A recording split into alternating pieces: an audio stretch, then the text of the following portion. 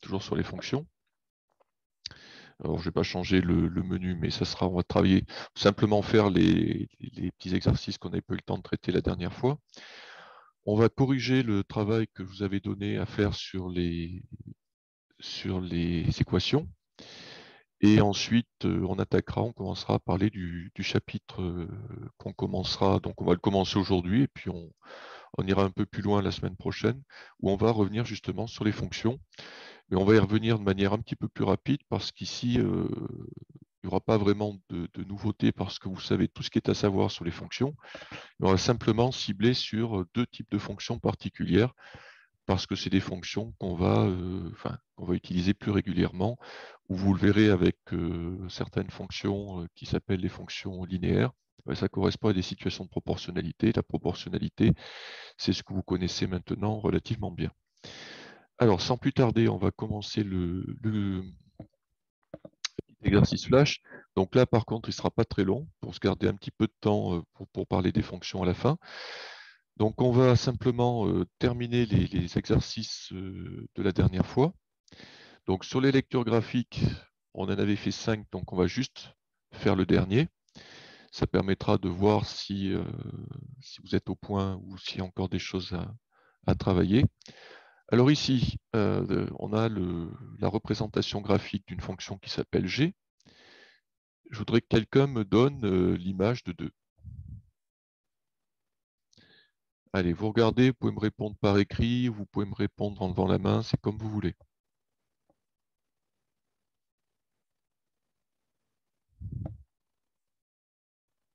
Alors, Sarah, c'est bon.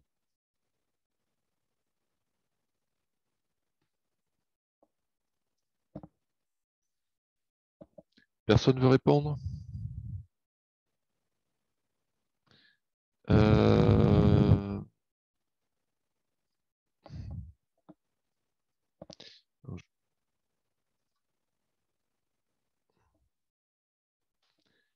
Je réponds au message qu'on m'envoie au fur et à mesure.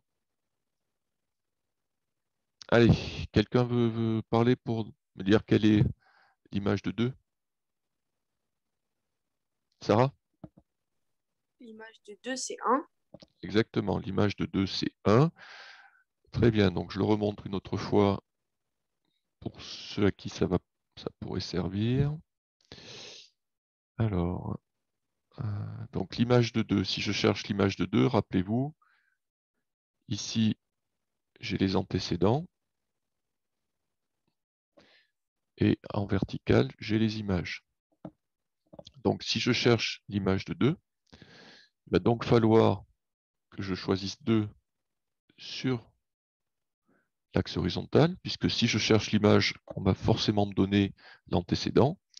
Et une fois que j'ai 2, je regarde le point de la courbe qui est en face, et je vois que son ordonnée, c'est 1. Donc, je dirais que l'image de 2, c'est 1. Allez, est-ce que quelqu'un peut me donner l'image de 0 maintenant?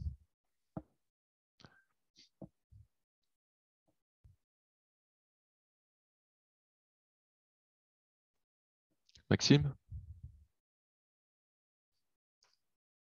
Bonjour, j'aurais Bonjour. dit que c'était 0. Non, pardon. L'image de 0, c'est 2. Oui, l'image de 0, c'est 2. Donc, on cherche là encore 0 sur l'axe des abscisses. Donc, il est ici. Et on regarde le point de la courbe qui se situe juste en face. C'est celui-là. Et l'ordonnée de ce point, c'est 2. Allez, question suivante. Est-ce que quelqu'un peut me donner le ou les antécédents de moins 2? Le ou les antécédents de moins 2.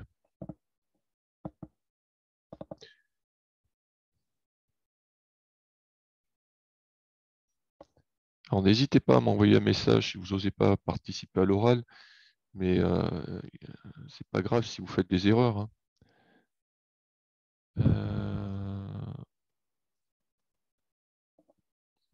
Alors, je réponds.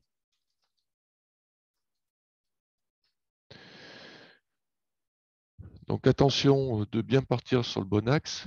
Alors, Mégane, par exemple. Moins 4 et 1. Alors, moins 4, oui. Et l'autre, c'est pas 1. Regarde bien. Donc, moins 2, il est là. Donc, les antécédents de moins 2, tu m'as cité moins 4. Et il y en a un autre, c'est lequel?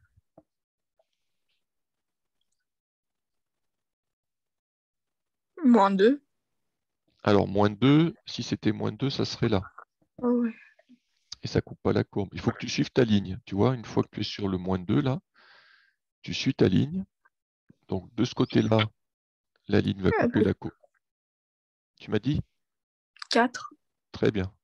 Voilà. Et de l'autre côté, j'ai une deuxième intersection ici qui correspond à 4. Ce qui signifie donc que moins 2 a deux antécédents, moins 4 et 4. Parfait. Alors, est-ce que quelqu'un maintenant peut me donner le ou les antécédents? Oh, il n'en demande pas un autre? Non. Je ne vois pas toujours très bien parce que j'ai deux fenêtres ouvertes sur mon écran, donc ça me cache parfois certaines informations. Tiens, alors je vais en rajouter un à l'oral du coup, comme ça permettra de faire un deuxième entraînement.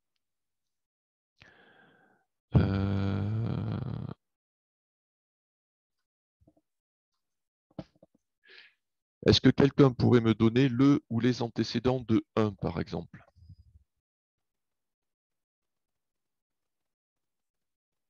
Le ou les antécédents de 1.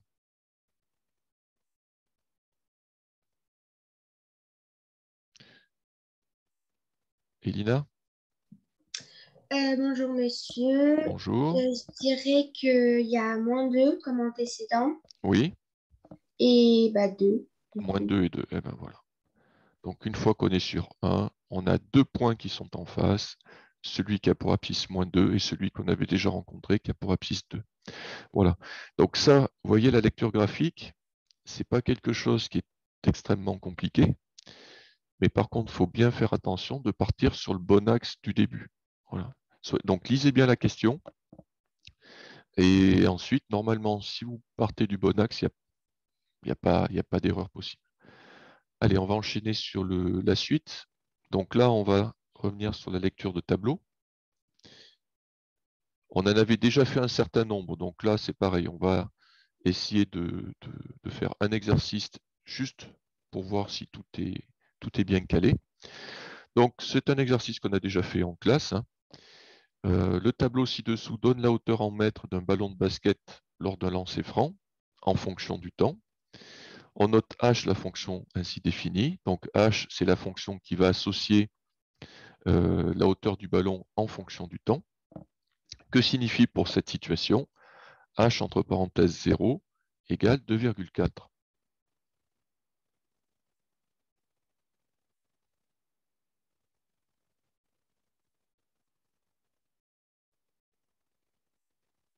Alors, qu'est-ce que ça signifie, cette écriture?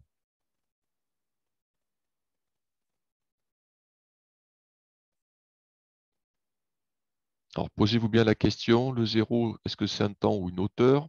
Et 2,4, est-ce que c'est un temps ou une hauteur? Normalement, dans cette situation, il n'y a pas d'hésitation possible. Allez, un courageux pour prendre la parole? Ou...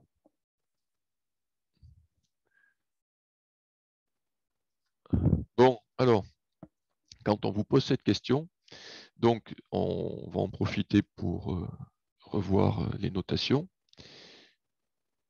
Donc le nombre que vous avez dans la parenthèse, c'est toujours l'antécédent. Et le nombre que vous avez après le signe égal, c'est toujours l'image. Donc ici, l'antécédent correspond aux nombres qui sont dans la première colonne, puisque ça, c'est quelque chose qu'on avait déjà rappelé la dernière fois. Lorsque vous avez un tableau, la première ligne ou la première colonne, parce qu'ici le tableau il est présenté verticalement, vous donnera toujours l'antécédent. La deuxième ligne ou la deuxième colonne vous donnera toujours l'image. Donc, en fait, quand on écrit h de 0 égale 2,4, ça revient à écrire ça. Donc 0, c'est un temps, et 2,4, c'est une hauteur. Ce qui signifie donc qu'à 0 secondes, c'est-à-dire au moment où le ballon va quitter les mains du basketteur, il est à 2,4 mètres de hauteur. Voilà. C'est la quand on vous dit que signifie pour cette situation, c'est-à-dire il faut vous replacer dans le contexte. À quoi correspondent les nombres et qu'est-ce que ça veut dire réellement? Bon, peut-être une question plus facile. Est-ce que quelqu'un veut me lire H entre parenthèses de 0,5? Sarah? H, entre parenthèses 0,5, c'est égal à 4,4. Eh bien exactement, c'est égal à 4,4. Une fois qu'on sait que le nombre qui est dans la parenthèse, c'est un temps, on cherche 0,5 dans notre tableau. Donc 0,5, il est là, et le nombre qui lui est associé, c'est 4,4. Donc, si on traduisait ça en français, on dirait que par la fonction h, l'image de 0,5, c'est 4,4. Bien, dernière question, lire les antécédents de 3 par cette fonction h. Allez, quels sont les antécédents de 3? Là, en plus, on vous aiguille, on vous dit, comme c'est au pluriel, qu'il y en a plusieurs. Kylian? Bonjour. Bonjour. 0,1 et 1. Eh bien voilà. Donc, cette fois-ci, si on cherche les antécédents de 3, ça signifie que 3 est une image, donc 3 correspond à une hauteur. Donc, dans la ligne des hauteurs, 3, je le rencontre à 2 reprises. Donc, le premier antécédent, c'est 0,1.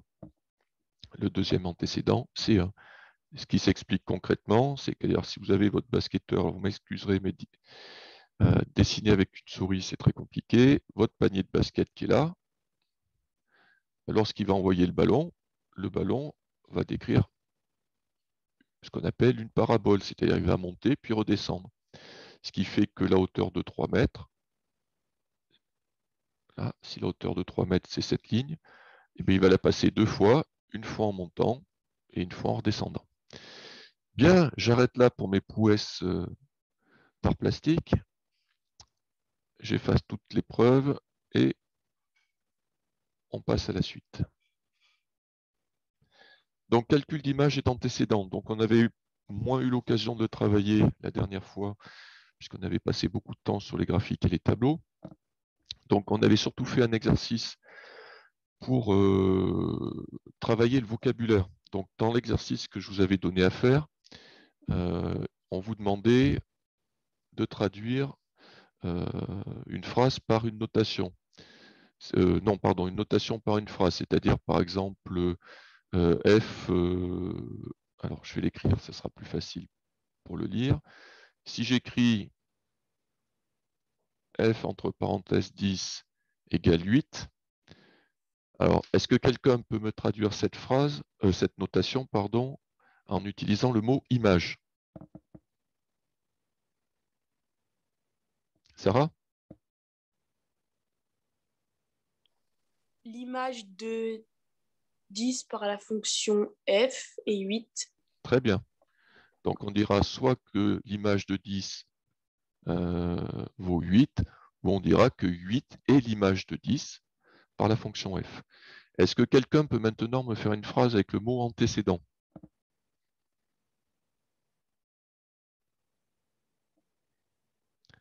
Eh bien, Sarah, toujours. L'antécédent de 8, c'est 10. Parfait. Voilà. Donc, dans cette notation, le nombre qui est dans la parenthèse, c'est toujours l'antécédent. Et le nombre qui est après le signe égal, c'est toujours l'image. Donc, 10 est l'antécédent, 8 est l'image. Donc, 8 est l'image de 10. 10 a pour image 8, ou alors je dirais 8 a pour antécédent 10, ou alors 10 est l'antécédent de 8. Mais voilà, chacun a son étiquette et il faut faire attention de ne pas se mélanger les pinceaux entre les deux. Alors maintenant, on va faire l'exercice inverse, c'est-à-dire que vous avez la phrase en français et il faudrait la traduire sous forme en utilisant la notation qu'on a vue, la notation mathématique. Alors, est-ce que quelqu'un, si vous avez la possibilité de le faire sur votre clavier, vous me le dites. Pour le petit a, l'image de 5 par la fonction f est 4. Comment ça va se traduire? En utilisant la notation. Ah, mais ça y est, c'est bien. Eh ben, tiens, Maxime, J'aurais dit f entre parenthèses 5 est égal à 4. et tu as bien dit.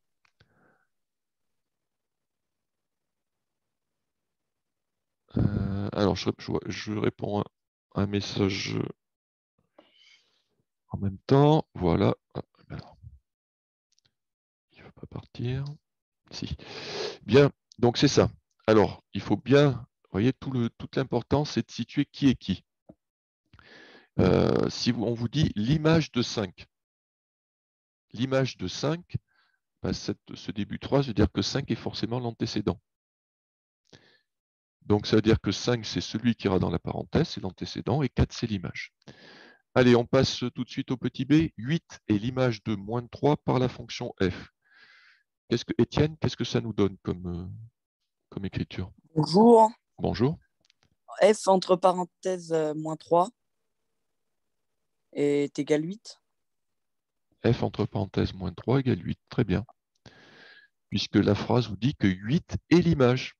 Donc si 8 est l'image, on sait déjà que 8, il sera à la position des images, c'est-à-dire après le signe égal. Et forcément, moins 3, lui, sera le nombre qui est dans la parenthèse. On enchaîne tout de suite avec le dernier.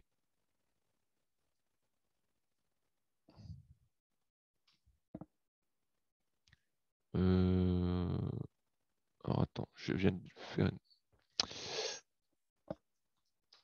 J'ai répondu un peu vite à un message, je n'ai pas pris le temps de le lire.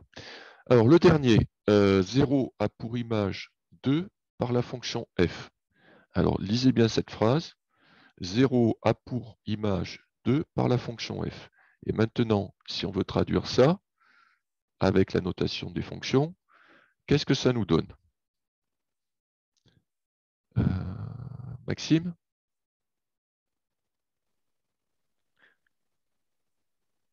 J'aurais mis f entre parenthèses 0 est égal à 2. Eh ben, c'est bon. C'est bon, c'est bon. Alors, j'envoie une petite réponse aussi. Donc, 0 a pour image 2. Vous voyez, ici, c'est un exercice de français. Il faut comprendre la phrase. 0 a pour image 2. Bah, ça signifie que 2, c'est l'image de 0. Donc, si 2, c'est l'image, on le trouve après le signe égal. Et 0 est donc l'antécédent, on le trouve dans la parenthèse. Allez, on enchaîne.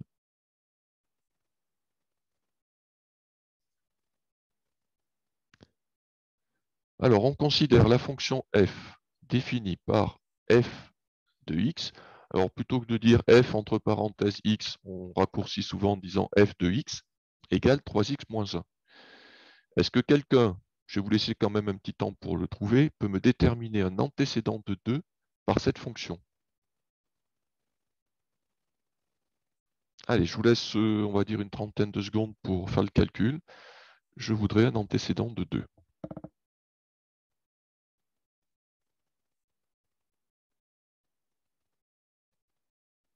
Donc, quand vous avez trouvé, ben, vous pouvez par exemple m'envoyer votre réponse sur le chat ou lever la main.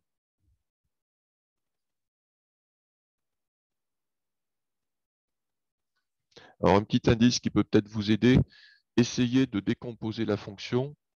La fonction, c'est un programme de calcul, c'est-à-dire c'est un enchaînement d'opérations. Ici, il y a deux opérations par rapport au nombre de départ, par rapport à l'antécédent. Il y a deux opérations à faire pour arriver à trouver l'image. Essayez de trouver quelles sont ces deux opérations. Comme ça, ensuite, vous n'aurez plus qu'à les faire dans l'autre sens.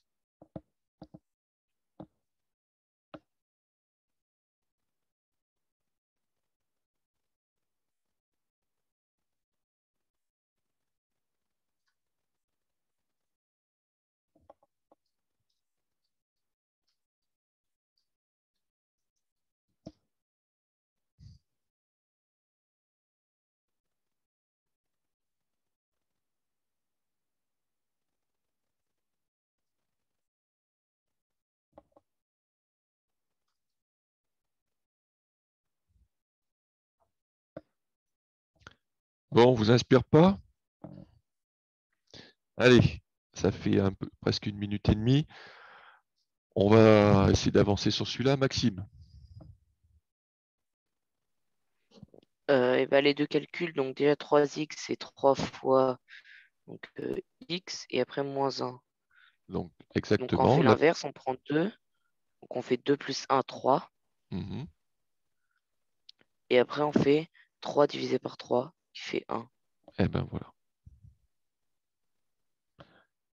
Alors, François me demande comment on lève la main. Tu regardes, tu as une barre d'outils en bas et tu as un bouton qui doit s'appeler réaction. Et quand tu cliques sur le bouton réaction, tu as un autre bouton qui s'appelle lever la main. Alors, je sais que certains l'ont pas. Je ne sais pas pourquoi il y avait des problèmes. Ça ne fonctionnait pas. Donc, dans ce cas-là, si vous ne l'avez pas, ce n'est pas difficile. Sur le chat, vous m'envoyez moi. Tapez moi, comme ça je saurai que vous voulez participer. Voilà, donc le programme de calcul ici consiste à prendre un nombre, à le multiplier par 3 pour obtenir 3x et à soustraire 1. Et donc l'inverse, eh ben, au lieu de soustraire 1, on va ajouter 1. Au lieu de multiplier par 3, on va diviser par 3.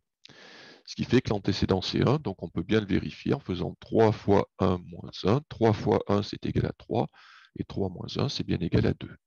Donc l'image 2, 1, c'est bien 2.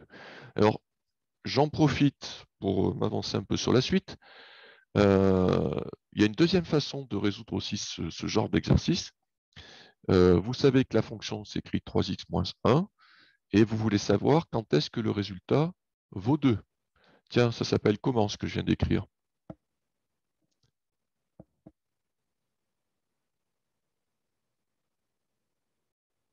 Oui, François?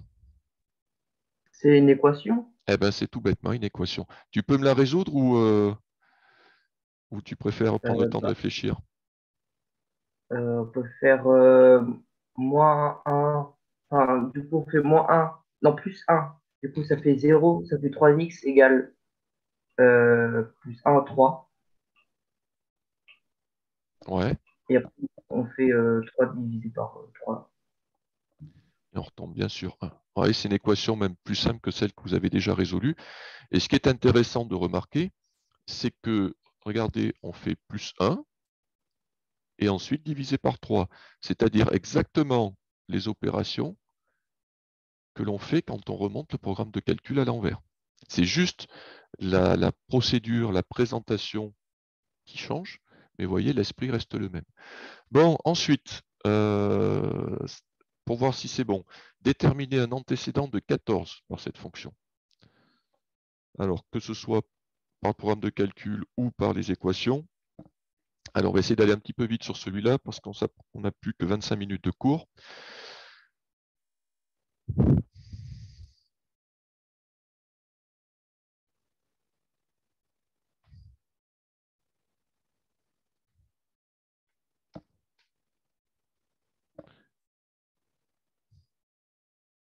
Allez, Maxime, tu veux répondre?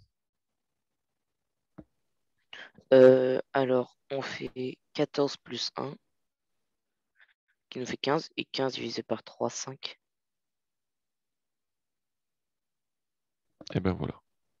Donc, ça veut dire que l'image de 5, ça doit donner 14.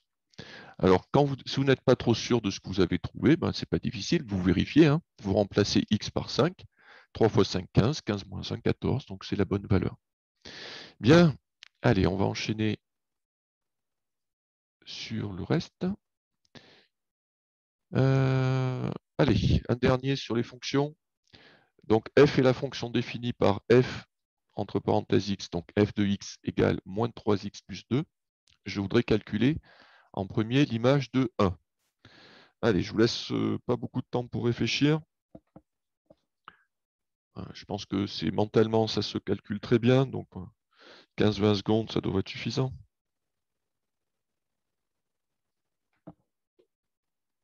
Dès que vous avez trouvé votre réponse, vous me la tapez sur le chat et puis voilà.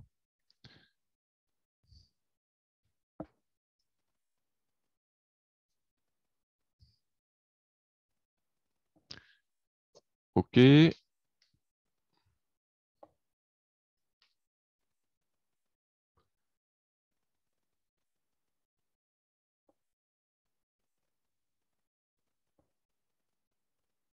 Bon, allez, quelqu'un me donne la réponse? L'image de 1?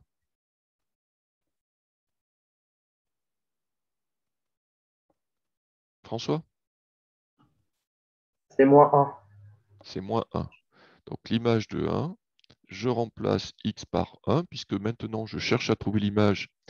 Ça signifie que... alors là, du coup, il y en a... Oui, alors c'est la bonne réponse, Sarah. Comme j'étais en train d'écrire, je n'ai pas eu le temps de taper ma réponse. Donc comme je cherche l'image, ça veut dire que le nombre qu'on me donne, c'est l'antécédent, donc c'est celui qui va dans la parenthèse, c'est x. Donc ensuite, dans mon programme de calcul, je remplace x par 1. J'obtiens donc ce calcul à faire. Moins 3 fois 1, ça fait moins 3, et moins 3 plus 2, c'est égal à moins 1. Allez, est-ce que quelqu'un, directement, là, pour qu'on puisse avancer, pourrait me calculer l'image de 0?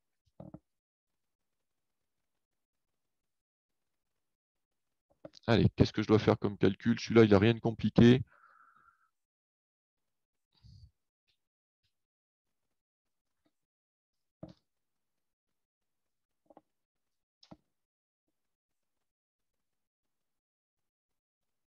Sarah? Moins 3 fois 0, ça fait 0. Plus 2, bah, du Ah, coup, ça fait 2. alors, moins 3. Attends, j'ai un petit problème. Donc, moins 3 fois 0, ça fait 0. Ben, plus 2, ça fait 2. Allez, on termine avec l'image de moins 2. Combien vaut l'image de moins 2?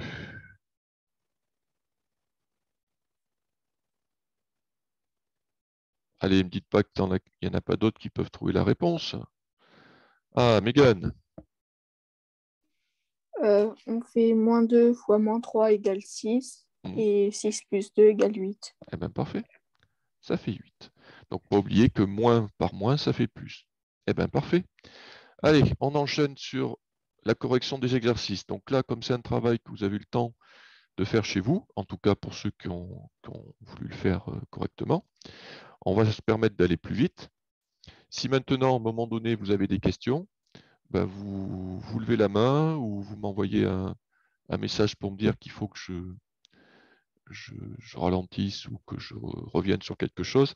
Et s'il n'y a pas de questions, on avance. Donc ici, voici 6 équations. Donc, on vous demandait de dire pour lesquelles moins 2 était une solution. Donc, ça consistait simplement pour chaque équation à remplacer la lettre, alors que ce soit A, B, X, Y ou T, par le nombre moins 2, à calculer ce qu'on obtenait de chaque côté du signe égal. Et si on obtenait 2 fois le même nombre, ben, moins 2 était une solution. Dans le cas contraire, moins 2 n'était pas une solution.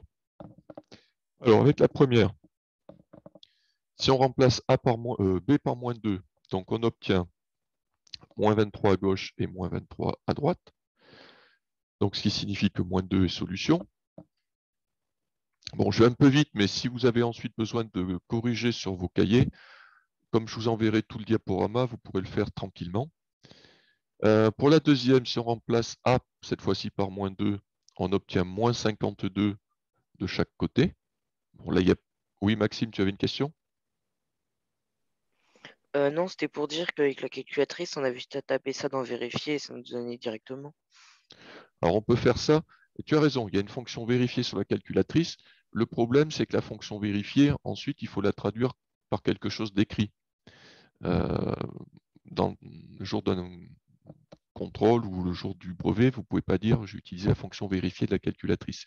La fonction vérifiée, elle est géniale pour quand vous avez résolu l'équation, vous avez trouvé la solution pour vérifier si c'est la bonne. Donc ici, bon, c'est pas plus compliqué, hein, vous tapez tout le calcul sur votre machine et vous avez directement la réponse. Donc pour A, ça marchait. Pour la troisième, par contre, ça ne marchait pas, parce qu'on obtenait moins 11 à gauche et 0 à droite, ce qui n'était pas le même résultat. Pour la quatrième, on obtient moins 21 de chaque côté du signe égal, donc moins 2 est solution. Pour la cinquième, alors attention, la cinquième, j'insiste sur une chose. Quand vous avez une puissance, comme par exemple ici, x au carré, et que ce nombre, vous devez le remplacer par cette lettre, pardon, vous devez la remplacer par un nombre négatif, comme ici moins 2, il faut absolument pensez à mettre des parenthèses. Parce que sinon, ça va vous donner un résultat qui est faux. Parce que si vous tapez moins 2 au carré comme ça sur votre calculatrice, elle va comprendre que ce qui est au carré, c'est juste 2. Donc elle va faire moins, et après 2 fois 2, ce qui fera moins 4.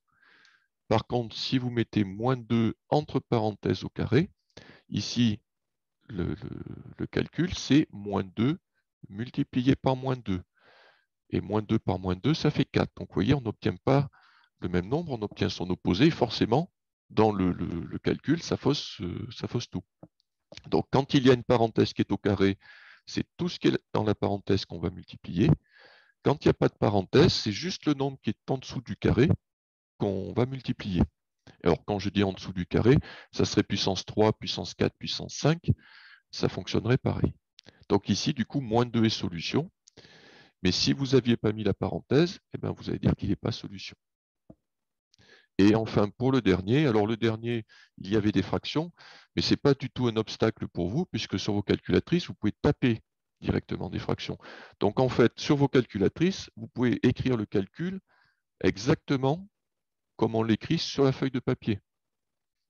Donc ce n'est pas plus compliqué à calculer que si c'est des nombres entiers ou décimaux. Donc on obtient moins 8 à gauche et 2,5 à droite. Donc évidemment, moins 2 n'est pas solution. Alors, ça, c'est un grand classique. Bon, il est, je vais dire, malheureusement, parfois dans le brevet, ou enfin, ce qui est normal aussi, les programmes de calcul sont un peu plus compliqués. Mais ça, c'est un exercice typique. On a deux programmes de calcul, donc le programme A et le programme B, qui chacun font des opérations différentes. Et le but, ça va être de savoir pour quelle valeur du nombre de départ les deux programmes de calcul donneront le même résultat. Donc, on va passer vite sur la première question. Si on choisit 2 comme nombre de départ, alors par le programme 1, donc on multiplie par 9, on ajoute 5, 2 fois 9, 18 et 5, 23. Et pour le programme B, on multiplie par 4, on soustrait 10. Donc 2 fois 4, 8, 8 moins 10, ça fait moins 2. Voilà, donc là, de toute façon, on n'a pas le même résultat, mais en même temps, c'est normal, parce que sinon, la question suivante n'aurait pas de sens. Ensuite, on vous dit, Serge affirme, j'ai choisi un nombre et les deux programmes ont donné le même résultat. Donc là, le but, ça va être de trouver ce fameux nombre de départ. Mais bien sûr, il est hors de question de le chercher au hasard. Si déjà ce nombre est un nombre négatif, on n'y pense pas forcément. Si c'est un nombre décimal avec 2 ou 3 chiffres après la virgule, au hasard, vous ne le trouverez pas. Et je ne parle même pas d'un nombre rationnel avec une infinité de chiffres après la virgule. Là, c'est perdu d'avance.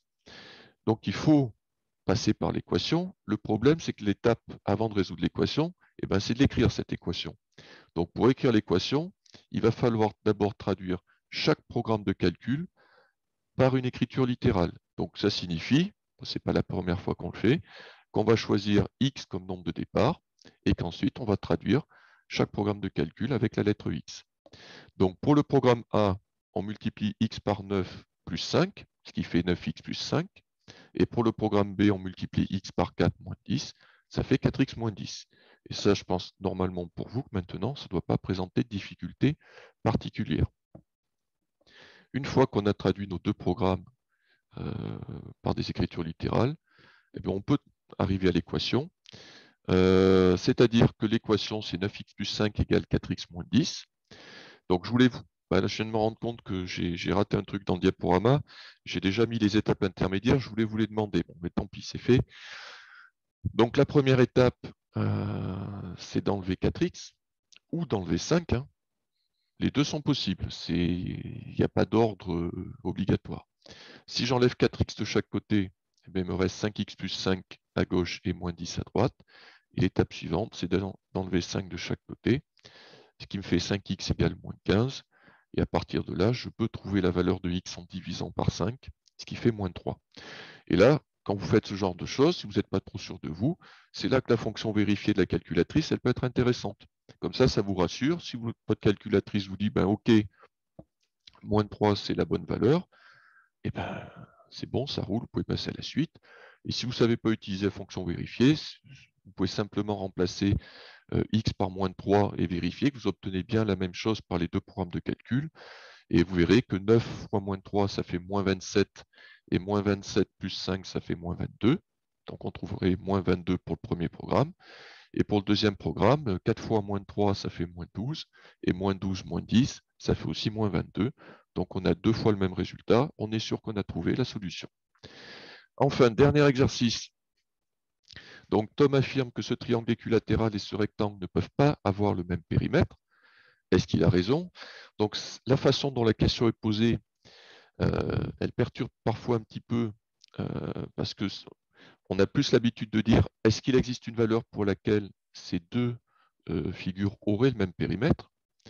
Alors que là, c'est posé sous la forme négative, mais ça reste quand même un problème d'équation. En fait, je veux savoir, je peux répondre à la question de Tom si je cherche une valeur pour laquelle les deux figures ont le même périmètre. Donc, soit j'en trouve une, auquel cas Tom a tort, soit j'en trouve pas, auquel cas il a raison. Donc, la première étape, si je veux pouvoir trouver une valeur pour que les deux figures aient le même périmètre, c'est qu'il faut que je traduise les périmètres. Alors, comme je n'ai pas de valeur, bien sûr, à part 5 qui correspond à la largeur du rectangle, mais comme je sais que toutes les autres longueurs, que ce soit les 3 du triangle équilatéral ou les 2 longueurs du rectangle, mesurent toutes la même chose, eh bien, cette longueur, je peux la baptiser par exemple petit x, ou par n'importe quelle autre lettre, ça n'a pas d'importance. Et bien entendu, la première étape, c'est de traduire le périmètre de chaque figure en se servant de la lettre x. Donc pour le triangle équilatéral, le périmètre, soit je dis c'est x plus x plus x, donc autrement dit 3x. Pour le périmètre du rectangle, je sais que pour faire le tour, si par exemple je pars du point E, pour aller à F, je vais faire 5, plus x pour aller à G, de G pour aller à D, je refais 5, et de D pour revenir à mon point de départ, je refais x. Conclusion, j'ai fait 5 et 5, 10, et 2 fois x, donc 2x. Voilà la traduction. Alors on peut aller bien sûr plus vite, le périmètre du rectangle, on peut écrire directement que c'est 2 fois 5 plus 2 fois x. On en arrive donc, alors ça je viens de vous le dire, à la traduction des périmètres. Et ensuite, si on veut savoir quand est-ce que ces deux périmètres sont égaux, j'écris l'équation. Et là, cette équation, elle va se résoudre très vite, puisque si j'enlève 2x de chaque côté du signe égal, j'arrive à l'égalité 1x égale 10. Donc, je n'ai pas besoin de faire de division, j'ai directement trouvé ma valeur de x. Donc, ça signifie que si on prend 10 comme valeur de x, les deux périmètres sont égaux. Alors, on peut le vérifier, parce que pour le triangle équilatéral, on fera 10 plus 10 plus 10, qui fait bien 30. Et pour le rectangle, si j'ajoute les deux longueurs 10 et 10, ça fait 20. Plus 5, j'arrive à 30 aussi. Voilà. Donc là, c'était une correction un petit peu rapide des exercices. Avant qu'on passe à la suite, est-ce que quelqu'un a une question à poser sur un de ces exercices? Alors, vous n'hésitez pas, on peut revenir en arrière. Non? J'étais si clair que ça? Ou les exercices étaient si faciles? Bon, écoutez, s'il n'y a pas de questions, alors on enchaîne. Bon, il nous reste à peu près 10 minutes, donc j'avais prévu au cas où on a évité un autre exercice qui était bâti sur le même principe que l'exercice 8 avec 2 programmes de calcul pour que vous puissiez vous entraîner et vérifier si vous aviez compris. Étienne, arrête de faire mumuse avec le stylo, s'il te plaît. Oui, parce que quand vous dessinez, il y a votre nom qui s'affiche à côté, donc je sais qui c'est. Donc, je vous l'ai mis avec les solutions. Hop, je passe vite. Comme ça, je vous l'enverrai avec le diaporama. Vous regardez juste l'énoncé, vous essayez de le faire, vous avez la correction. Et comme ça, vous verrez si c'est clair. Et si ce n'est pas clair, quand on se revoit la semaine prochaine, vous me le dites. Et c'est pas grave, on prendra un petit peu de temps pour en discuter. De toute façon, je vous enverrai également 2 exercices sur les équations pour un petit peu boucler le chapitre et voir si tout est calé. Mais je rappelle quand même une chose sur ce chapitre, c'est que tous les exercices que je vous ai fait faire, on les a tous fait en 4e.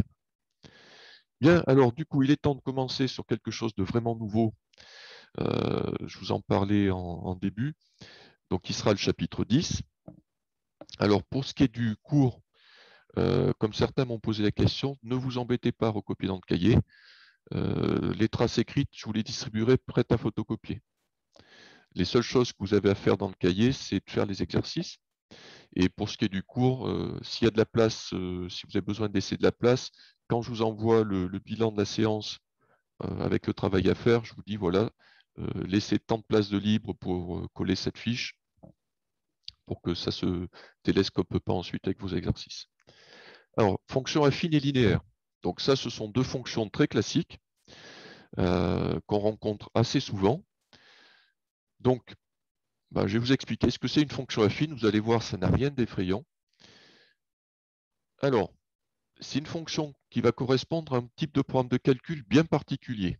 Je vais vous en afficher 3 et vous allez voir qu'il y a un certain nombre de ressemblances. Alors, ça peut être par exemple le programme de calcul qui dit choisir un nombre, multiplier par 3, ajouter 6. Ou alors, choisir un nombre, multiplier par moins 2, ajouter 15. Ou alors, choisir un nombre, multiplier par 14, soustraire 2. Si je traduis chacun, d'ailleurs, c'est quelque chose qu'on va faire. Est-ce que quelqu'un pourrait me traduire le premier programme de calcul par une écriture littérale? Allez, comme ça, à la volée. Choisir un nombre, multiplier par 3, ajouter 6. Si je pose x comme étant le nombre de départ, comment va s'écrire le programme de calcul?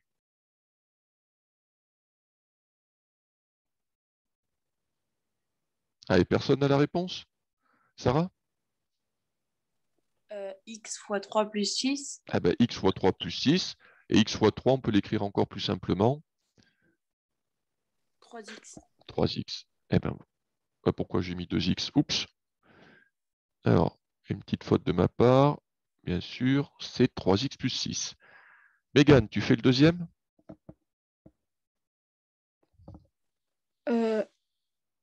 Ça fait x fois moins 2, donc moins 2x plus 15. Eh ben, impeccable. Et le troisième? Eh bien, comme Sarah lève encore la main, Sarah?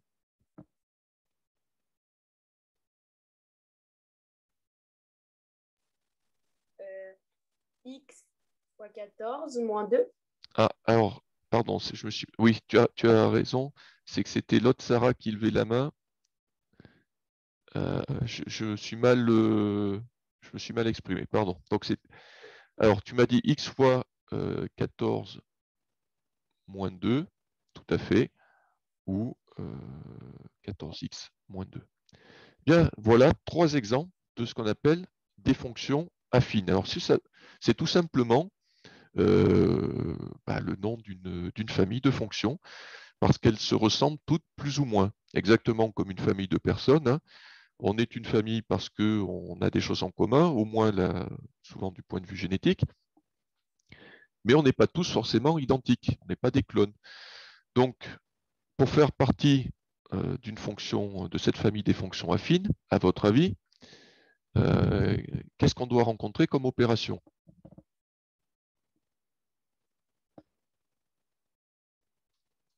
Ou alors, est-ce que quelqu'un, poser la question différemment, pourrait me donner un autre exemple de fonction qu'on pourrait qualifier de fonction affine?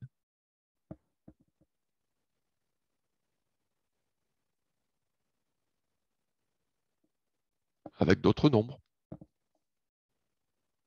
Ou me dire qu'est-ce qu'on a comme chose en commun dans toutes ces fonctions.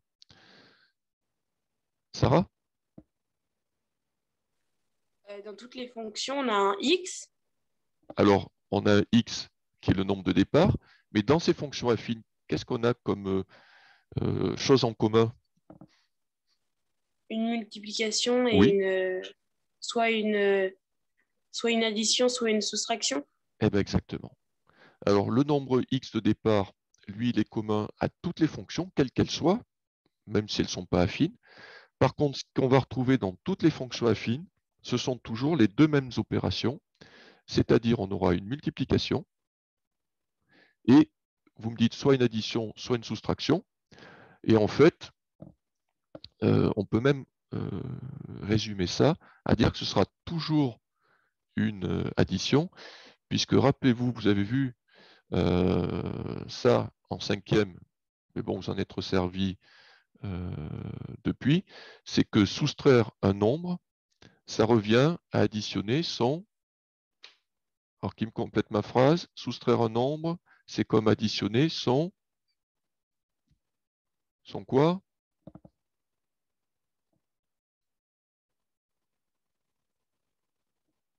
Bon, j'ai fait un flop. Son opposé. Donc, quand on dit soustraire 2, donc quand on fait moins 2, c'est la même chose qu'additionner moins 2. Voilà. Alors, je suis obligé de jongler avec les fenêtres pour pouvoir finir d'écrire. Voilà. Bien. Donc, si je résume ça par un dessin, donc, dans toutes les fonctions affines, je vais commencer par choisir un nombre. Ensuite, je vais le multiplier par quelque chose. Et ensuite, je vais ajouter un autre nombre. Alors, cet autre nombre, il pourrait être positif, comme 6 et 15, ou négatif, comme moins 2, puisque soustraire 2, c'est la même chose qu'ajouter moins 2. Et j'aurai mon résultat. Voilà, donc le nombre choisi au départ, c'est l'antécédent, bien sûr, et le nombre que j'obtiens après avoir fait les deux opérations, c'est l'image. Voilà, et ça, c'est les fonctions affines. Donc, les opérations sont toujours une multiplication suivie d'une addition ou d'une soustraction. Et la seule chose qui changera, ben là, vous le voyez, c'est par combien on multiplie et quel est le nombre qu'on ajoute ou qu'on soustrait. Et ben voilà. Donc, les fonctions affines que l'on va étudier un peu plus attentivement la semaine prochaine. Alors, je suis en train de regarder ma montre parce que j'ai vos camarades de 5e 2. Il est moins 10, donc le temps de préparer le cours qui suit, je vais devoir vous abandonner là. Et bien, donc, on se revoit lundi. Donc, je vous enverrai la vidéo, tout ce qu'il faut. Au revoir à tous, et puis à lundi. Au revoir. Au revoir. Au revoir. Au revoir. Au revoir.